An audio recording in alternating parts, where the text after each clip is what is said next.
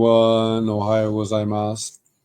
About a month and a half ago, I did a home tour here with some customers in Meguro. And this is a unit that's in Higashiyama. I should just look at quickly the details for you right here. For, you say, 4,399 or 4,400 mon, which is about 320,000 US dollars. We'll flick through these pictures quickly. It's an older building, but they did an okay renovation here, and they've staged it here because this unit just isn't selling.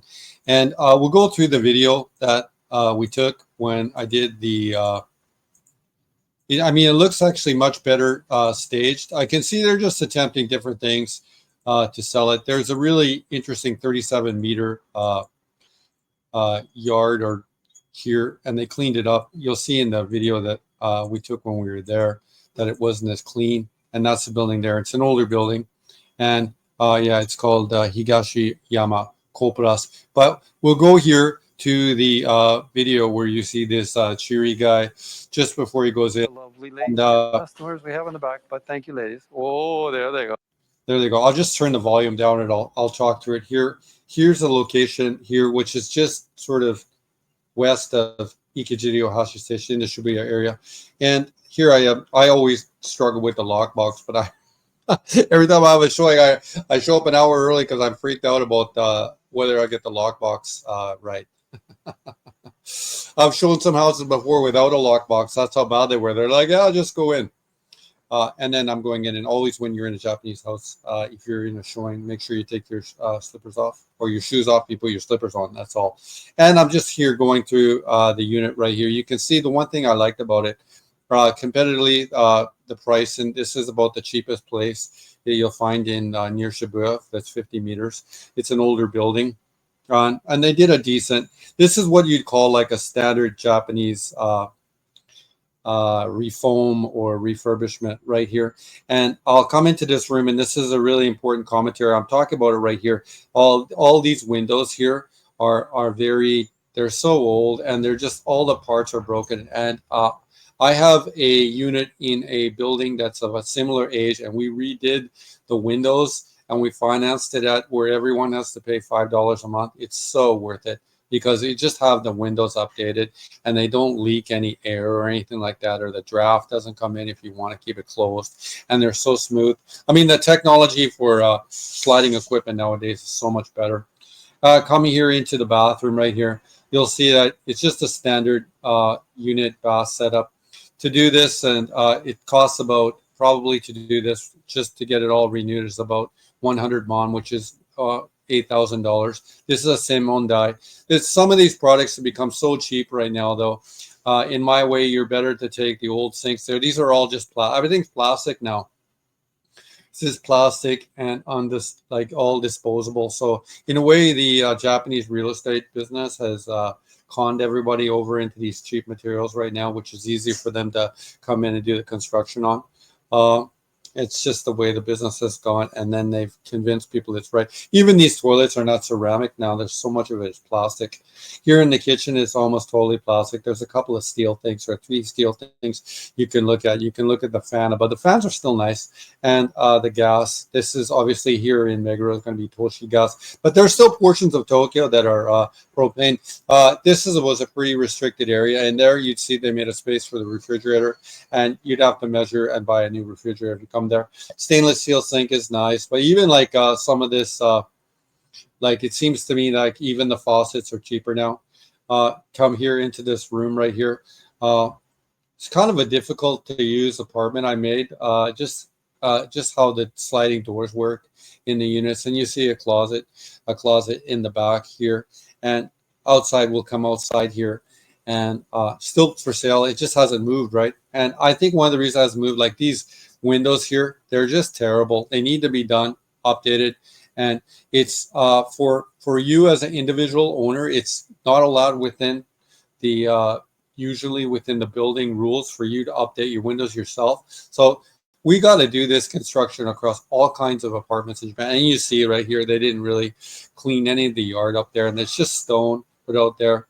It'd be, although one of the things you could do very nicely, if you could put a nice lawn in there yourself, I think it'd be really enjoyable. And this this room with new windows and ventilation system would be really great for drying. You could still put stuff outside to dry if you put it. You see the family next door doing drying. I do like this 37 meter, and I think there is a parking spot open here in this building. Anyhow, these window systems here though is what's really holding it back. And if you were to put these new windows in these older buildings, I think it would go a long way to helping them move or move them. Just because they're just. And if you went to this one other building, I can remember my other impression with it was that it was so poorly managed, and what I mean by poorly managed, it was so dirty, and just in the tour of the building when I came in, I was like, oh man, the customers are not going to be impressed when went in because they're just not cleaning it poorly or cleaning it correctly. So I'm not sure if they're using an outside management company or they're just doing the cleaning themselves. Some buildings do that as they get older to try to save some money, but really you don't save any money and no one really gets any liquidity from it. That's the problem. Anyway, we have a look at, we're coming here back to the listing right here. And don't forget to share the tab. I always forget. And yeah, you see it's just a standard building right there. And there's a parking lot. There's a place for your bikes, Ikajidio House Station, Family Mart, Life Supermarket. Really, really convenient neighborhood. The problem with that one building is the windows, and the building itself is just, yeah, it's just too dirty. Anyhow, I thought some other things we could share about it would be the loan. This is the loan simulation for picking up this unit. So some of this stuff is very attractive. Japanese family with 200. I translated this for you right here. This would be the total payments every month for the apartment, which is a management fees of about 20,000 yen, interest of 0.9, and total payment of 13.4, which is roughly, we can do it here in the loan calculation tab right here. So in Japanese yen, that's going to be 130. So a loan payment to live in Shibuya, Tokyo of $838 a month, or 13,000 Japanese yen a month. Really affordable. Like, this is the sort of financing that a Japanese family has available to them. I should tell you though that when I looked at it, I adjusted the loan rate here. What rate did I do? I averaged it at 0.5, but we could move it up to this 0.9 level, which is the variable rate for Tokyo Star Bank. And you can see the payments do go up slightly to 14.2 mon a month, or 140,000 yen. So they would, I guess we would have to change these two numbers here. Just, oh shoot, what did I do? I did something wrong. Right there, 4.2, and then we'd have a monthly payment to live in Shibuya of $950 a month. But the point that I keep punching home in these videos is the Japanese family getting real estate, even like in a form like this, since these interest rates are so low right now, and especially if you get like the 35 flat. 35 flat right now is 1.8%, so we could look at that right down there. We could move it up to 1.8%, right, I guess. Oh, and then you can see there'd be a monthly payment of 16 mon, or 160,000 yen a month. But what you have here, the important part, okay, is it's still a savings vehicle, because your principal or equity portion of your loan is still $1,000 every month, and your interest and management portions are about 500. So really, in essence, you're living in Shibuya or renting in Shibuya for 50,000 yen a month. So your cost of living in Shibuya, don't forget to share your tab. I always forget that, everyone.